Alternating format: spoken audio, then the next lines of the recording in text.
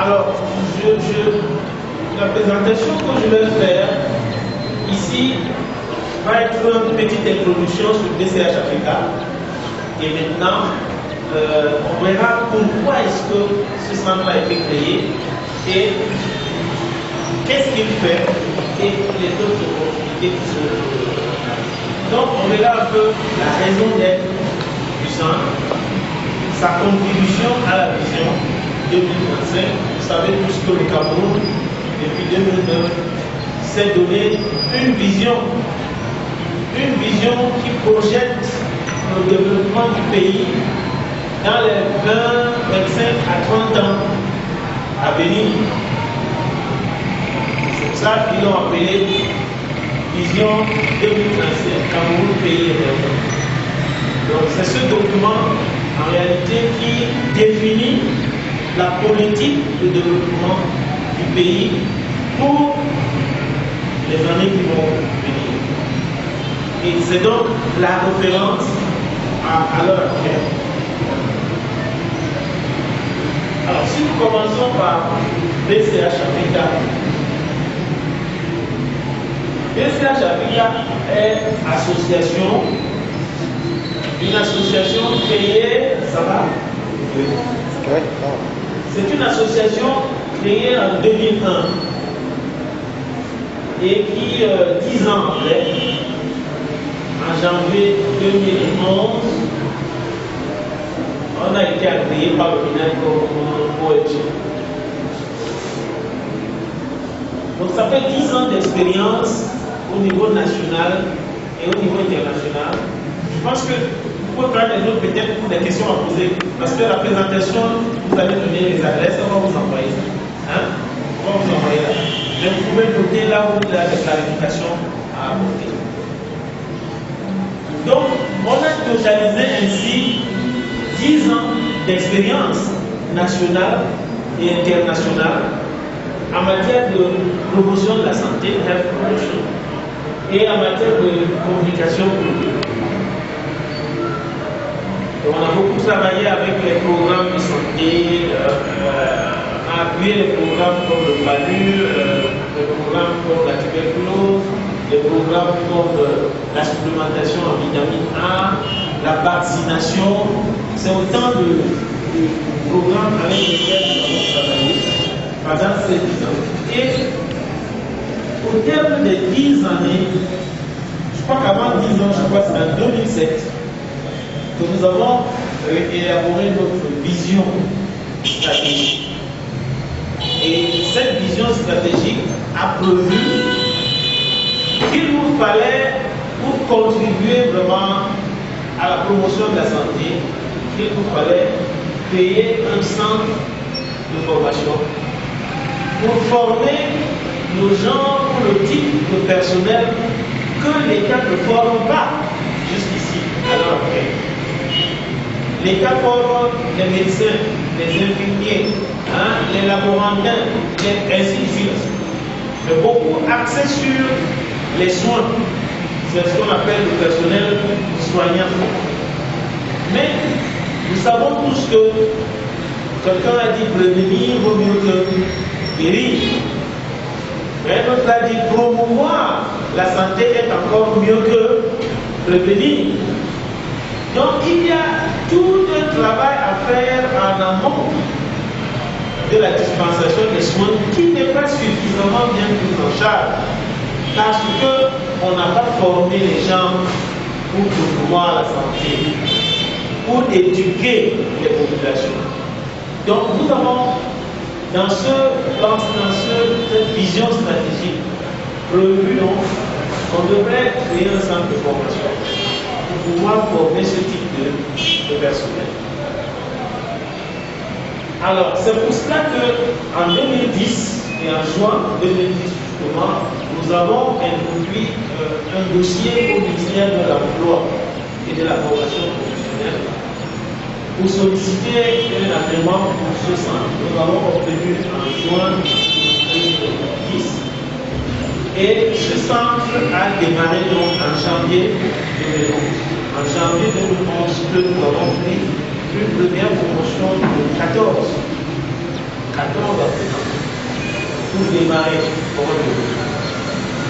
Il s'agit d'un centre qui voudrait former du personnel à vocation professionnelle, du personnel pour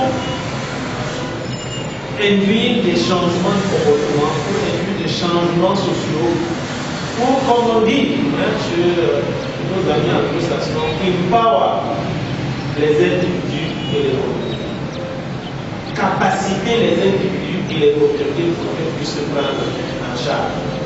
C'est en gros ce que ce centre est appelé à faire. Comme nous disons là, le centre a vocation à produire une nouvelle génération de cadres et d'agents catalyseurs du développement par le changement social et l'effort. Maintenant, le contexte.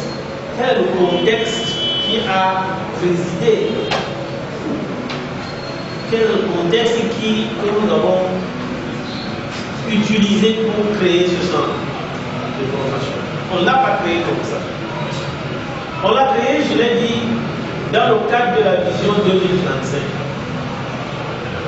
Donc, le Cameroun, à travers le ministère de l'économie, du plan et de l'aménagement du territoire, a donc rédigé une vision stratégique du Cameroun d'ici 2035 qui prévoit tout ce qui va être fait sur tous les plans politiques, humains, l'État.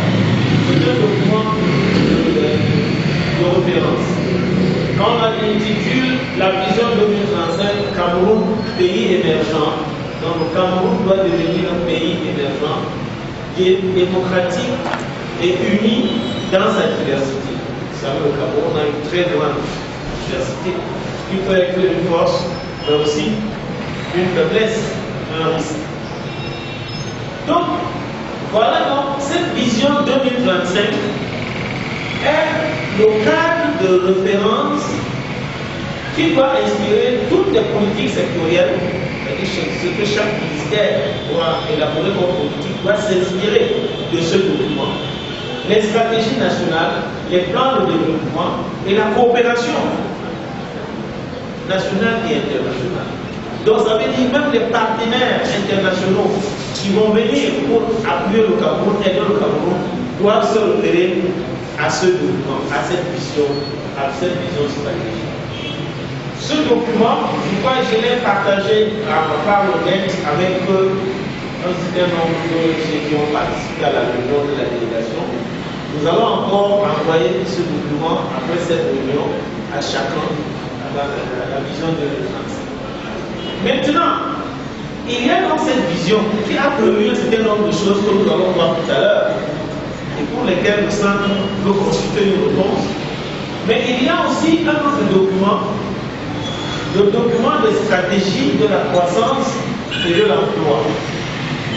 Celui-là, c'est le document qui a été élaboré pour dire ce qui va se faire en matière de développement au Cameroun pour les 10 premières années, 2010-2020. La vision, elle, c'est de 2010 jusqu'à 2035.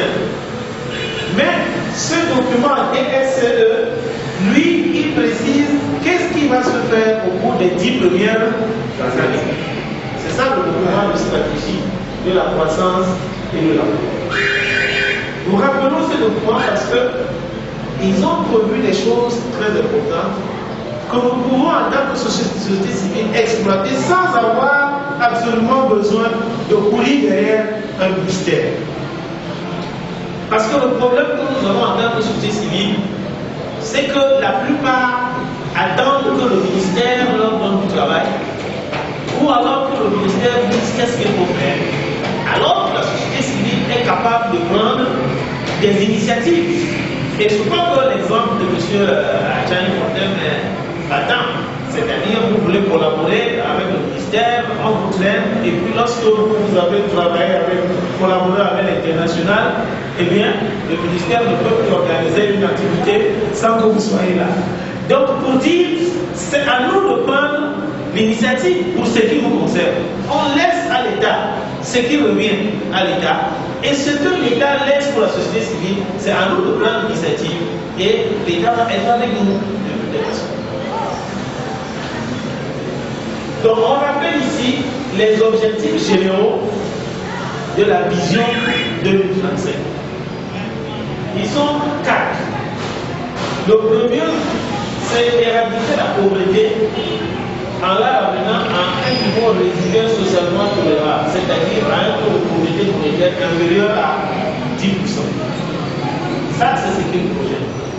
Le deuxième, c'est l'ambition de devenir un pays à revenu intermédiaire, avec un revenu moyen par tête supérieur à 3 900 $, par une croissance forte et durable dont les fruits sont mieux répartis. C'est des objectifs qui se fixent. Le troisième, c'est que le pays peut atteindre le stade de nouveau pays industrialisé en améliorant le poids de l'industrie dans l'économie. Et le quatrième, c'est de renforcer l'unité nationale et consolider la démocratie en promouvant des idéaux de paix, de liberté, de justice, de progrès social et de solidarité. Je crois que la société civile peut faire beaucoup de choses ici, à ce niveau-là. Alors, mais je vais directement dans les menaces, parce que vous aurez le document qui explique beaucoup de choses et tout. Mais le document lui-même a prévu un certain nombre de menaces et des risques qui sont susceptibles de limiter la réalisation de la vision. Et je vous assure, quand vous allez lire ce document, pour une fois, j'ai noté que le Cameroun a produit un document sans fioriture, c'est-à-dire qu'on n'a pas caché les vérités. On a dit, les vérités sont dites, même jusqu'au niveau politique, on a reconnu un certain nombre de choses qui ne marchent pas dans ce document. Je crois que c'est un document important qu'il faut connaître, il faut lire. On a analysé les problèmes jusqu'à mettre le doigt dans certaines choses qu'on ne veut pas souvent dire par rapport à ce qui se passe sur le plan politique, sur le plan démocratique. On a dit des choses. Et c'était parce qu'il fallait mettre le doigt dans la plaie pour mettre au présent des risques. Donc si on veut que d'ici 2035, le Cameroun devienne un pays émergent, il ne faut pas masquer la vérité. Et il y a la vérité. Moi, je vais vous relever quelques menaces qu'ils ont identifiées et qui nous concernent, nous, la société civile. Au niveau politique, on reconnaît qu'il y a un défi important en matière de justice sociale. Et les amis apprenants dans ce sens, je crois qu'on a épilogué pendant longtemps sur le concept de justice sociale. Donc l'État reconnaît qu'il y a des problèmes en rapport avec la justice sociale. Il y a des efforts importants à faire en matière de justice sociale.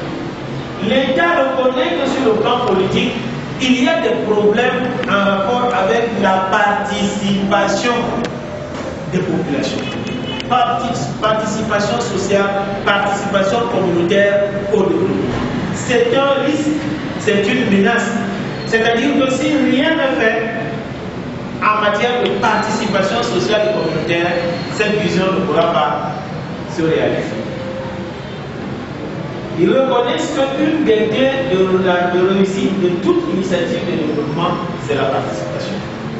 Si les gens ne participent pas, vraiment, on ne peut pas réaliser le développement. Et le défi majeur de la participation, selon ce document, c'est de permettre à toute la population de participer au débat sur le développement. On dit bien au débat sur le développement. Donc donner l'occasion à tout moment de dire quelque chose en matière de développement. Qu'on n'impose pas le développement à la population, que la population aussi participe et dise ce qu'elle pense. So to give voice to people, to let people speak, debate, discuss, even the poor and poorest. should discuss, should debate, should say their own words. This is what this movement is deciding. Alors, il y a quelque chose qui est dit dedans et qui justement participe de ce que j'appelais tout à l'heure des choses qu'on masque et qu'on cache. Le document reconnaît que nous sommes dans une société duale, c'est-à-dire une société à deux vitesses. Deux vitesses où il y a deux groupes.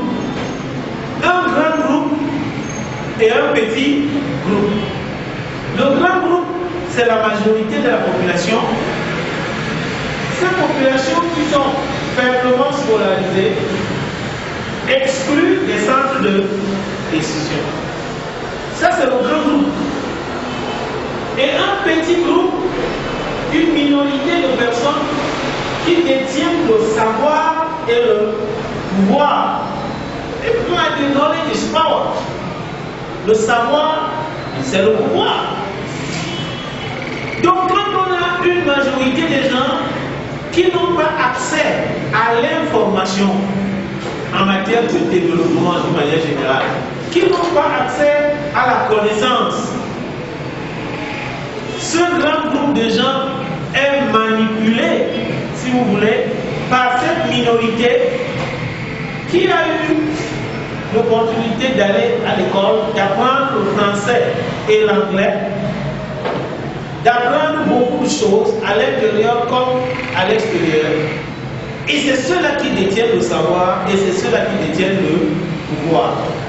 Et c'est ceux-là qui ne transmettent pas le savoir à la population pour que la population reste dans l'ignorance et dans la dépendance. Voilà un problème qui se pose et que l'État reconnaît. Il faut trouver une solution à ce problème. Ça veut dire qu'il faut empower cette majorité, empower la population. Qui va donc empower la population? Cette minorité-là ne va pas le faire. Puisque si elle le fait, elle sait que le citoyen lambda, le monsieur, le papa qui est dans la communauté, il ne s'agit pas de l'envoyer à l'école pour apprendre le français et l'anglais, mais il s'agit de lui apporter l'information et la connaissance dans sa propre langue. Et ainsi, on ne pourra plus aller au village pour tromper les parents lors des processus électoraux et leur faire des promesses, parce que la lumière qu'ils ont eue les amène à comprendre que ce qu'on me dit ici, c'est vrai, ce qu'on me dit là-bas, c'est faux. Et ils vont loin jusqu'à reconnaître que cette situation-là de non-participation, liée au fait que les gens ne sont pas éduqués, formés et ainsi de suite, a pour conséquence sur le plan politique que les gens n'arrivent même pas à élire en réalité celui qu'ils veulent élire. Pourquoi? Parce qu'il leur manque un certain background pour pouvoir décider d'eux-mêmes. Ils sont facilement manipulables. C'est pour ça qu'on dit qu'il faudrait qu'il y ait de l'éducation, de la sensibilisation, de la formation, de cette grande masse de la population qui en fait constitue la masse des véritables acteurs du développement. C'est eux qui font l'agriculture, c'est eux qui font la pêche, c'est eux qui font tout le reste, ainsi de suite. Donc, nous disons, nous, qu'il faut du changement social, il faut de l'empowerment, il faut capaciter ces gens, amener les gens d'un stade de non-participation ou de faible participation à un stade où ils ont participé de manière consciente à la prise de décision. C'est un changement social. Il faut faire le changement social. Donc il nous faut faire du changement social, il nous faut faire de l'empowerment. Au niveau politique toujours, on relève la décentralisation. On parle maintenant de décentralisation. Depuis la loi 96 sur la Constitution, nous avons un État unitaire décentralisé et qui est donc représenté par les régions et les communes, à qui on a donné des pouvoirs sur le développement local. Alors, la problématique de la décentralisation pose un quadrille, 4 défis pour la décentralisation. Le premier défi, c'est le développement local. Les communes et consorts doivent pouvoir assurer le développement local. Le deuxième, c'est la gouvernance. Il faudra bien que la gestion des biens, du potentiel et des biens soit faite de manière efficiente et efficace, en faisant participer tout le monde. C'est ça qu'on entend par cette gouvernance. C'est un gros défi. Le troisième défi qui revient, c'est le défi de la participation des populations. La décentralisation ne réussira pas si les populations ne participent pas. Vous voyez, la participation revient encore. Pour vous dire qu'elle est hyper importante. Et enfin, le pouvoir des élus. Parce que nous, on aura maintenant beaucoup d'élus. Des élus au niveau de l'Assemblée, des élus partout. Il faudra gérer ces élus. Parce que lorsqu'il y a beaucoup de gens qui ont le pouvoir, ça crée aussi d'autres problèmes d'affectation. Donc, on nous dit que le défi de la participation interpelle la gestion des langues. Ça veut dire que nous devons pouvoir promouvoir nos langues. Si nous devons éduquer les populations, il faudrait qu'on les éduque en leur langue. La mobilisation sociale que nous faisons tout le temps, c'est un gros défi, la mobilisation sociale. Et la place de la société civile, ça c'est pas moi qui écris, c'est le document qui écrit. Gestion des langues nationales, mobilisation sociale et la place de la société civile. Où est la place de la société civile? Et nous aurons cette place que ce document a défini.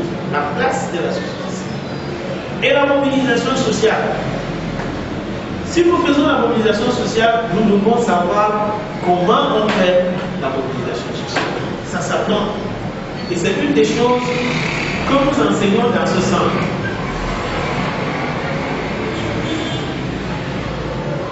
Une autre menace au niveau économique, et James parlait tout à l'heure de l'environnement, c'est les changements climatiques et d'autres menaces environnementales, et là on parle sur la santé et le développement. Ça va poser un gros problème si rien n'est fait. Et ça veut dire que c'est un champ pour la société civile, l'environnement.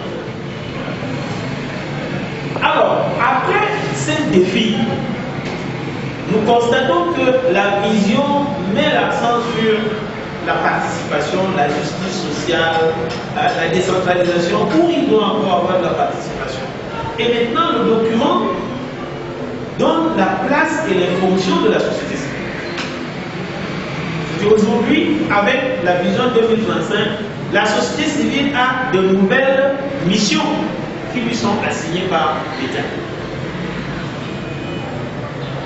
Ils disent que la société civile est un partenaire stratégique. Ils disent que c'est un partenaire stratégique de l'État.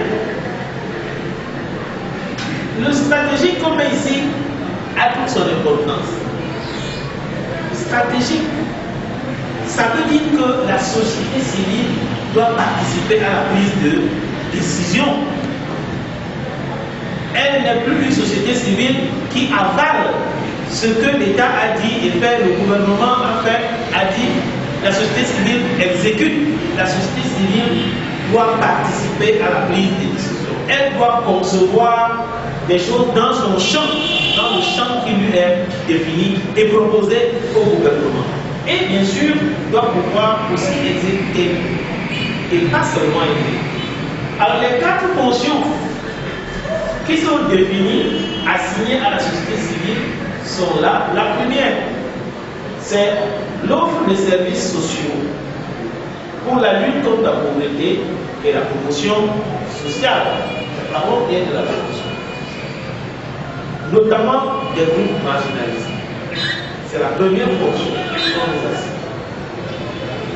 La deuxième fonction, la société civile est une autorité morale pour la sauvegarde et la promotion du patrimoine culturel national. La promotion des valeurs communes, c'est à nous de le faire. La lutte contre les forces centrifuges, c'est-à-dire nous aurons un rôle dans la médiation des conflits qui se posent entre les groupes. Nous devons jouer un rôle de médiation et amener les gens à aller vers le bon sens, celui du développement. Le troisième, on nous dit, et c'est plus clair, que la société civile est un creuset de participation. Donc la participation dont on parle, que c'est un risque et une menace, on nous donne maintenant ça comme notre responsabilité. La participation et la mobilisation sociale pour l'intégration des forces productives et la démocratisation dans un contexte de décentralisation. Ça veut dire en clair que c'est la société civile qui doit promouvoir la participation. Participation au développement, participation dans le cadre de la décentralisation. C'est nous qui devons le faire. Enfin, la société civile a une activité de veille pour la défense des droits humains. Encore les amis à présent, on a parlé suffisamment des droits humains, la promotion des droits humains en général, et notamment les droits des travailleurs, les droits des femmes, les droits des enfants, les droits des minorités, et pour l'élargissement du processus de démocratisation. Ça veut dire qu'on a un rôle à jouer dans la démocratisation. Parce que, quel rôle? Parce que en éduquant les populations, en formant les populations, nous avons des populations qui peuvent prendre des décisions en toute conscience. Et cela consolide la démocratie. Voilà les 4 fonctions que la vision assigne à la société civile. Ça veut dire qu'on aimerait voir la société civile faire le travail dans ce sens. Ça veut dire prendre des initiatives. Parce que si nous attendons que l'État nous dise comment on va faire sur 1, sur 2, sur 3 et sur 4, ça ne se fera pas. Donc l'État attend que nous on fasse des propositions, des projets. Et qu'on n'attende même pas l'État pour les mettre en œuvre. Qu'on commence à les mettre en œuvre et comme on sait déjà, l'État va suivre. Quand ils vont se rendre compte que nous sommes déjà en train de faire telle chose, ils vont suivre. Et l'exemple type, c'est ce centre de formation. On n'a pas besoin qu'on a dit on va le faire et nous y sommes. On y va. Voilà d'autres fonctions de la société civile qu'ils ont ajoutées. Éducation au développement, à la citoyenneté assumée, médiation sociale et politique, j'ai parlé tout à l'heure de la médiation, et participation à la gestion des risques. On vient donc à la justification du centre. Tout à l'heure, on a essayé de voir le contexte. Où est-ce que nous avons pris l'idée de créer ce centre? La création de ce centre répond à ce rôle nouveau que la vision assigne à la société civile. Et c'est ce qui nous a amené à créer ce centre. Alors, qu'est-ce qui justifie? Nous avons pris quelques secteurs. La santé, on va voir 3 ou 4 secteurs où nous sortons des éléments de justification. Si nous prenons le secteur de la santé, nous savons tous que la santé, c'est un droit fondamental. Il faut promouvoir ce droit. On a vu qu'il faut promouvoir les droits humains. Et parmi ces droits humains, il y a le droit à la santé. Nous devons promouvoir cela. Actuellement, il existe un déséquilibre dans le continuum de l'intervention en santé publique. Comment il se manifeste? La promotion de la santé et la prévention des maladies sont des parents pauvres. on fait très peu en matière de promotion, très peu en matière de prévention. Le choléra, c'est devenu une endémie. Hein? Le choléra, on n'arrive plus à arrêter. Pourquoi? Parce qu'il y a eu échec au niveau de la promotion et la prévention. Maintenant, on est réduit à subir. On le subit, le choléra. Et la restauration de la santé est prédominante. Le gros budget s'en va dans les hôpitaux et ainsi de suite. Et prenons le choléra. Les hôpitaux même sont débordés par le choléra. Les malades ne font plus venir. Or, les malades sont dans la communauté, ils sont dans leur famille. C'est là-bas qu'ils attrapent le choléra. On n'a pas mis en place un programme d'éducation des populations pour qu'ils préviennent le choléra, pour qu'ils aient des comportements qui les protègent contre le choléra. Et le choléra nous a. Donc voilà une première chose, on a besoin de former des gens qui sont des promoteurs de la santé et des promoteurs de la prévention. C'est un besoin. Donc c'est une des justifications précises par rapport au secteur de la santé. On a besoin de promoteurs. Si nous continuons toujours avec la santé, le taux de mortalité maternelle est très élevé au Cameroun. Tout le monde reconnaît qu'il est à 1000 décès de femmes, 1000 décès pour 100 000 naissances vivantes. En 2004, ce taux était de 669.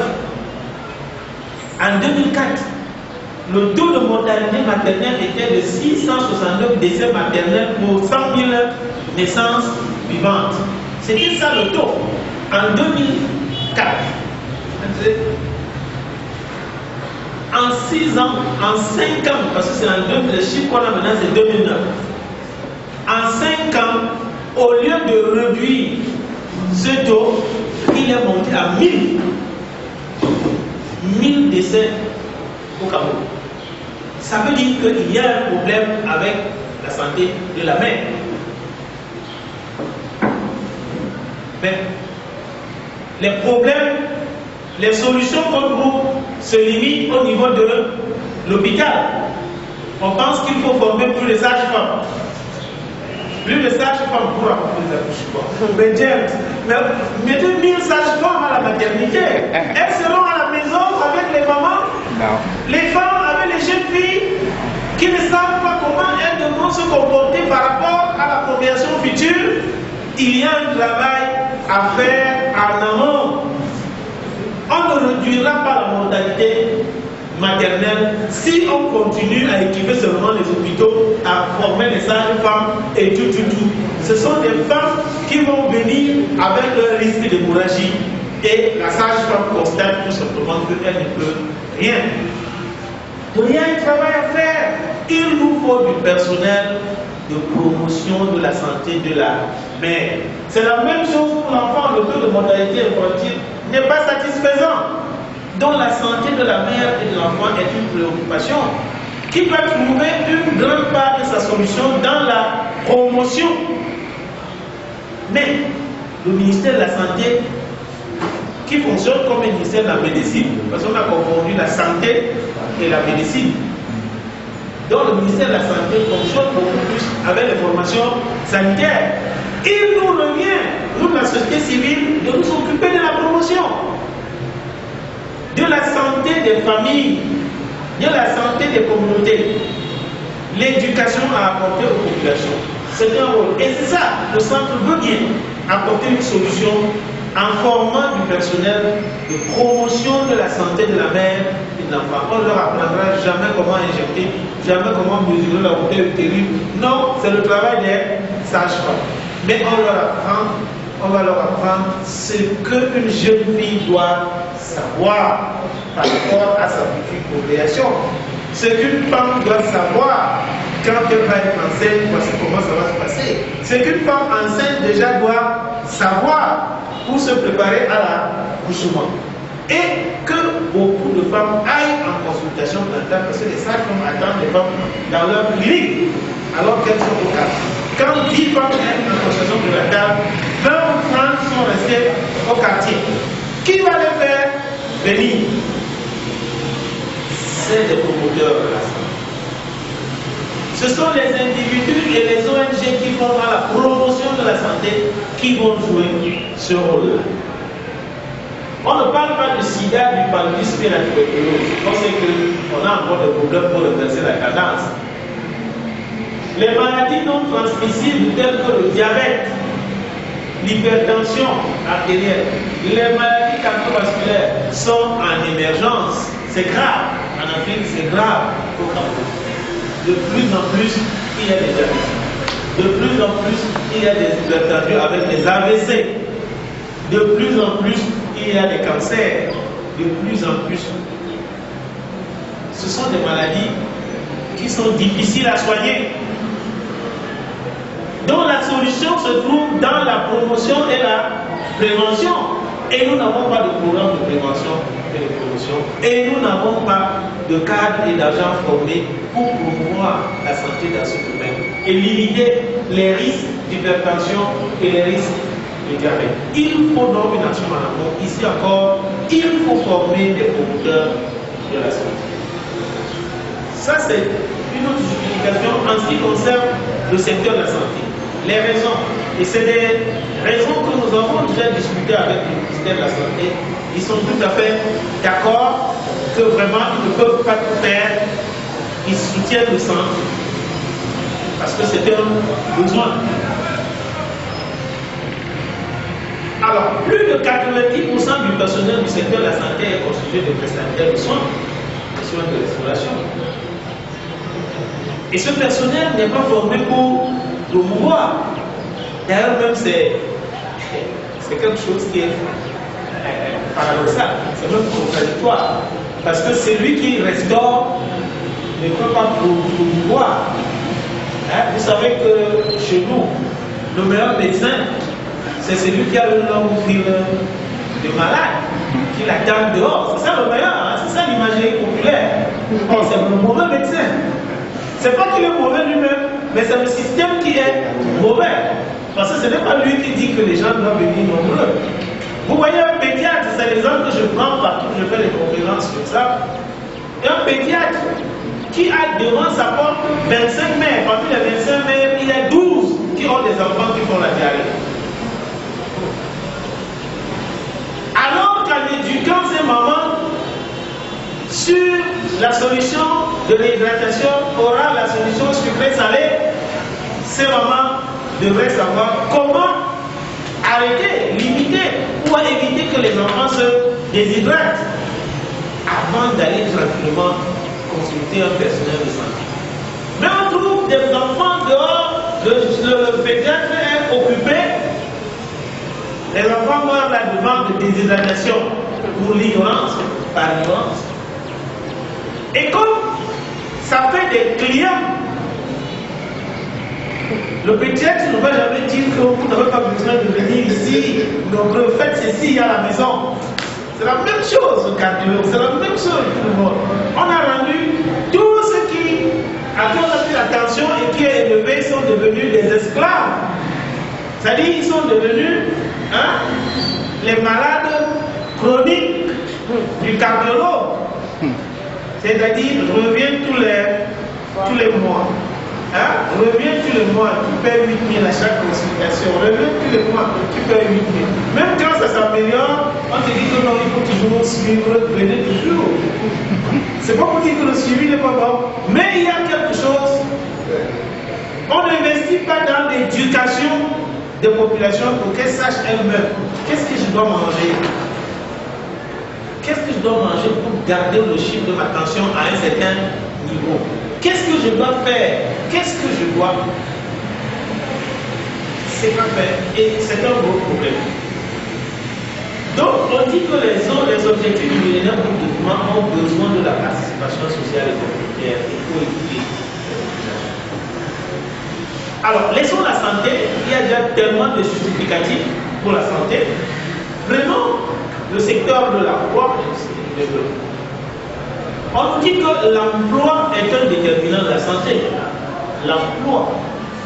Vous imaginez que tu n'as pas d'emploi et tu es malade chronique.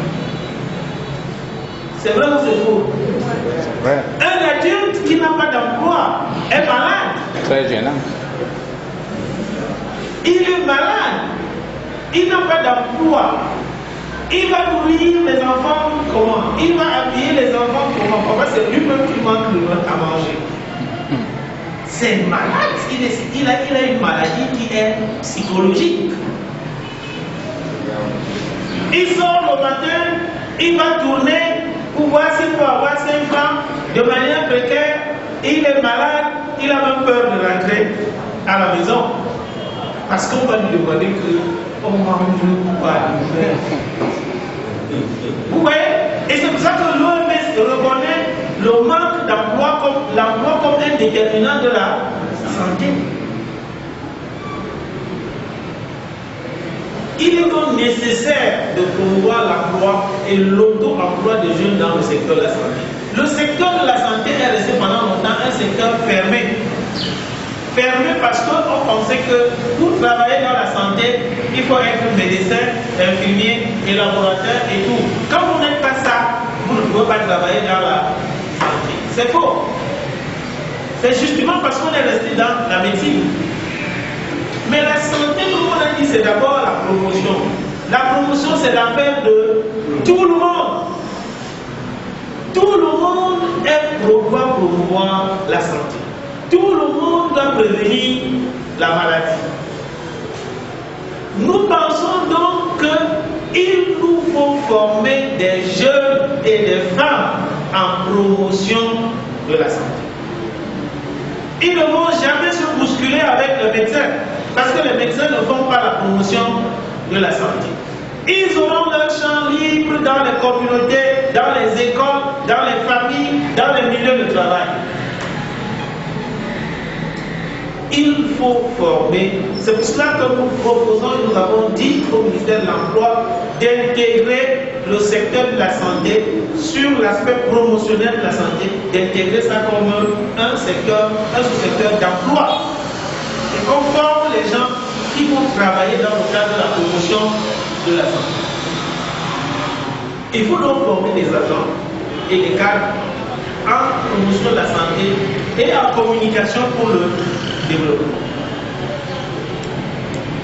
Et ça veut dire que les jeunes et les femmes vont trouver du travail s'ils se forment en promotion de la santé, en communication pour le développement. Ils vont se trouver de l'emploi ou ils vont s'auto-employer. Parce que ici, c'est l'emploi et l'auto-emploi. Et on va parler de l'auto-emploi. Si nous prenons la décentralisation, nous ne ferons plus, puisque nous avons vu plus haut, que la décentralisation aura besoin d'un volet développement des compétences communautaires. Qui va développer les compétences communautaires si nous n'avons pas formé les gens dans ce domaine-là? Il faut donc former les gens qui vont être utilisés par les municipalités pour développer les compétences communautaires. Et nous savons que le nouvel organigramme des mairies qui est proposé par le MINAC prévoit des postes. Il est question de sensibiliser et d'expliquer aux maires qu'il faut former des gens pour occuper ces postes. Il y a des postes en matière de communication et de coopération et de partenariat dans les municipalités. Il y a des postes au niveau de la promotion de la santé. Il y en a, il faut seulement qu'ils puissent recruter et avoir des gens formés. Et ne pas, si on a un cousin ou une cousine qu'on veut mettre à la mairie, parce qu'on est maire, formons-le. Formons-le pour qu'il fasse du bon travail. Au lieu de prendre la cousine au village, de lui mettre là, elle ne sait même pas ce qu'elle doit faire comme travail. On peut la former. Alors la jeunesse. La jeunesse et le volontariat. Le ministère de la jeunesse est actuellement en train de développer le concept de volontariat. Ils veulent prendre les jeunes pour en faire des volontaires. Et le volontariat signifie que ces jeunes, on peut les envoyer dans d'autres pays comme des volontaires, comme les volontaires des Nations Unies. Mais le volontariat marche avec la professionnalisation. Vous n'allez pas prendre un enfant qui a la licence, vous le prenez et vous dites que vous allez l'envoyer pour qu'il soit volontaire. En réalité, quand il va aller, on va demander aussi à Guinée qu'il va faire quoi. Vous allez prendre un enfant, il a le bac. Bon, il a le bac, mais on va dire qu'on a aussi les bacheliers. Vous comprenez un peu? Vous dites, on va envoyer un enfant comme volontaire dans un tel pays. On ne peut envoyer un bachelier ou un licencié que parce que ce pays n'a pas encore formé suffisamment de bacheliers et de licenciés. On va les faire aller pour être enseignants dans les écoles. Mais si ce pays africain-là, ont déjà aussi beaucoup de ministères. Eux-mêmes, ils ont un problème de chômage. Donc ils ne peuvent acheter que des jeunes d'un pays qui sont formés dans des choses bien pointues et qui manquent chez eux. Donc le gars est bachelier, mais il est allé apprendre la communication pour le développement. Donc il est bachelier et il est devenu communicateur pour le développement. Et ça manque de l'autre côté, au Gabon. On va dire, on va le prendre parce qu'il a un communicateur, parce qu'il est promoteur de la santé, parce qu'il est formé en mutualisation, c'est-à-dire qu'il peut apprendre aux gens comment mettre en place des mutuelles de santé. Parce qu'il a fait la promotion de la santé de la mère et de l'enfant, il peut aller former des gens là-bas pour ça. Autant de choses, je ne peux pas tout citer. Donc, le volontariat et tout là, va avec la professionnalisation. Donc, il faut former et nous avons échangé, je crois qu'on est sur un accord de partenariat avec le ministère du Travail, pour qu'ils puissent envoyer les jeunes qu'ils veulent, envoyer comme des volontaires qui viennent avoir des qualifications professionnelles. Donc, bien que c'est bien le consensus de Rome. Le consensus de Rome sur la communication pour le développement. Ce consensus a recommandé que les pays, tout pays, ait dans sa politique une composante communication pour le développement. Tout projet, tout programme doit avoir une composante communication pour le développement. Et cela signifie qu'il faut que nos États forment des gens en communication pour le développement. Et c'est tout un contenu, c'est tout un concept de la communication pour le développement. Donc c'est quelque chose qu'il faut promouvoir. Nous avons l'avant-dernier justificatif de ce centre, c'est la sécurité sociale et la mutualisation.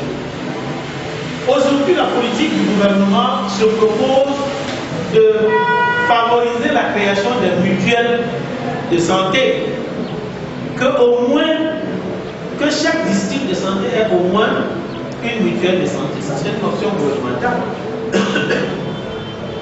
mais on n'a pas formé les gens. On fait des formations sur le tas. On n'a pas formé les gens qui vont être des experts à Camerounais en mutualisation du risque maladie. Pour aller promouvoir et pour aller encadrer les mutuelles. On est en train de faire en désordre. On est un peu à peu près quoi. On sait rigoler des mutuelles. Après 2 ans, ça pointe au nez. Hein, au début, on dit aux gens, et après, ils commencent, ils ne renouvellent pas. Pourquoi? Parce que l'empowerment n'a pas précédé la mutualisation. C'est l'empowerment qui doit précéder la mutualisation. Si on empower les communautés auront compris la nécessité de faire une mutuelle et ils vont faire une mutuelle qui seront leur mutuelle et ils vont être fidèles. Le taux de fidélité de la mutuelle va être bon parce que les gens ont compris et c'est pour ça qu'ils le font. Il faut donc une fois de plus former les gens en matière de mutualisation du risque maladie. Et c'est pour ça que nous avons choisi ça aussi comme une des choses à faire. Le dernier justificatif de la création du centre est en rapport avec les droits humains, les devoirs de tout individu et les devoirs civiques et les responsabilités en matière de développement. Et nous ramenons ça à la santé. Le droit à la santé, les devoirs vis-à-vis de la santé et les responsabilités vis-à-vis de la santé. C'est important que cela soit enseigné aux gens, qu'il y ait des gens qui vont le promouvoir. La gouvernance, il faut des gens formés pour aller promouvoir la gouvernance, la citoyenneté. Il faut, c'est un autre. On a donc besoin d'une promotion par l'éducation et la communication éducative et sociale. Voilà en gros, si nous revenons du contexte que nous avons vu qui est la vision 2025, avec le rôle que cette vision a assigné à la société civile, qui nous a amené à créer ce centre et pour répondre à ces différents justificatifs que nous avons proposés. Alors, quel projet? Le centre, lui, il est créé. Vous voyez, le centre n'est qu'une structure, mais le centre est au service d'un projet. Le centre est au service d'un projet que BCA Africa a élaboré.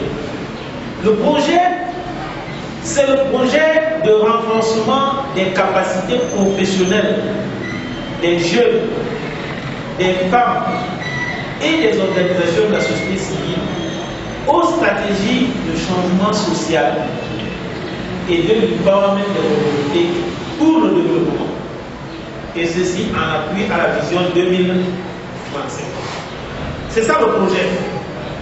Donc le centre lui-même est au service de ce projet. Le projet déborde le centre. Le centre est la structure qui forme les gens. Mais pour que les gens travaillent dans le cadre de ce projet, ça veut dire en clair que comme ce projet est là, il va être développé par le centre avec les apprenants du centre et d'autres organisations de la société civile pour qu'il soit le projet porteur auprès du ministère de l'économie, du plan et l'aménagement du territoire qui est chargé de la vision 2035 pour leur dire: vous avez vous-même identifié les risques, vous avez identifié les risques, vous avez vous-même défini la place et le rôle de la société civile. Nous prenons alors notre responsabilité. Dans le cadre de cette vision 2035, nous allons nous occuper du changement social et de l'empowerment des communautés. Nous sollicitons les appuis nationaux et internationaux. Nous sommes libres de chercher les appuis internationaux vers le communauté consort. Et nous allons faire une coopération nationale avec d'autres ONG. Et on peut, pour la mise en œuvre, se constituer en consortium, comme un consortium pour la mise en œuvre d'un projet continu. Et cela donnera donc l'occasion à ceux qui sont formés de trouver où travailler. Les produits formés devront d'office travailler dans le cadre de ce projet, qui va être un projet national, bénéficiant de l'appui. Nous aurons affaire, en tant que société civile, dans le cadre d'un projet comme celui-ci, à faire du plaidoyer auprès des élites, auprès des municipalités, auprès des entreprises, auprès de, pour tous ceux qui entrent dans le consortium pour le changement social et pour l'empowerment. On devrait arriver à avoir des catalyseurs, on devrait pouvoir avoir des champions du changement social et de l'empowerment au Cameroun. Et ça devrait permettre de résorber une partie aussi du chômage des jeunes.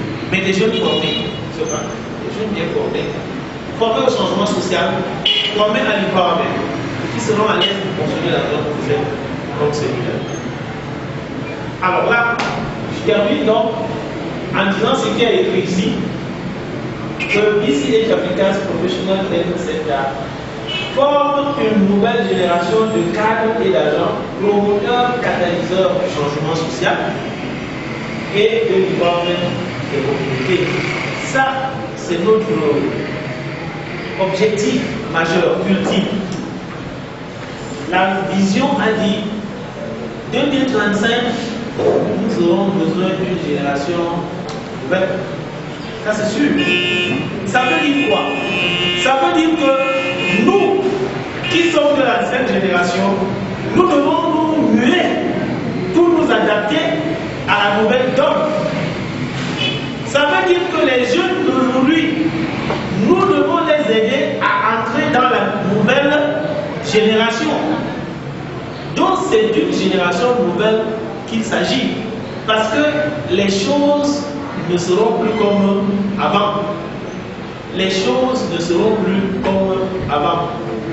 Nous pouvons imaginer que si le fonctionnaire a pris sur lui de s'enrichir hein, avec l'argent de l'État pendant des décennies. Le changement dont on parle là et qui vient progressivement, le jeune fonctionnaire de Fouki doit être préparé à ne pas détourner parce qu'il ne pourra pas détourner. Il va venir trouver qu'on a bloqué le système et s'il tente aujourd'hui, c'est les gens de 30, 40, 50 ans, 60, 70 qui vont en prison. Mais ce sont les gens de 20 ans, 25 ans qui risquent de commencer à aller en prison parce que l'environnement aura changé. Donc il faut changer. Il faut donc entrer dans le bateau, dans le train du changement. Et ce que nous faisons ici, c'est en rapport avec ça. Voilà, j'ai laissé l'autre partie où vous avez des dépliants du centre qu'on vous a donné qui précisent ce que nous faisons, les formations que nous proposons et comment ça se fait, on peut échanger là-dessus.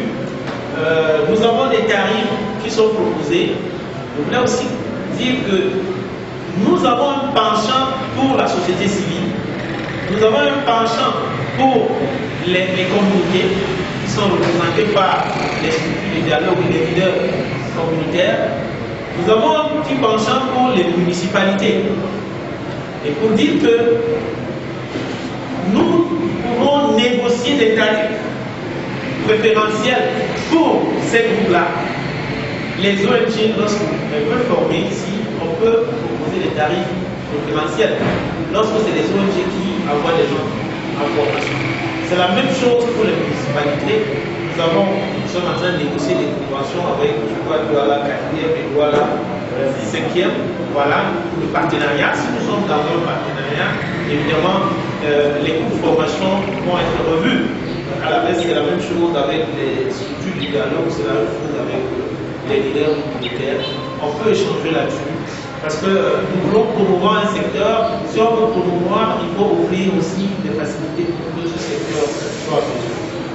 C'est sûr qu'avec le projet dont je viens de vous parler, auquel nous aurons besoin d'un consortium, ça veut dire qu'un certain nombre d'autres associations vont se mettre ensemble pour mettre en œuvre. Il faudra dire que les gens parlent le même langage. Il faudra qu'on parle le même langage. Quand on parle de social change, il faudrait que chaque ONG ait en son sein au moins une personne qui sait ce que c'est que social change communication. Il faut qu'il y ait au moins une personne qui sait ce que health promotion, ça veut dire quoi? Ceci, au moins ces concepts-là. Et ça fait que quand nous mettons ensemble nos personnels pour aller exécuter, nous sommes sûrs que le travail est bien fait. On n'aura pas de quoi. Et c'est pour ça qu'on propose que les ONG et les autres structures forment du personnel dans ces domaines-là. Voilà, je vous remercie. C'est ça que j'avais à dire.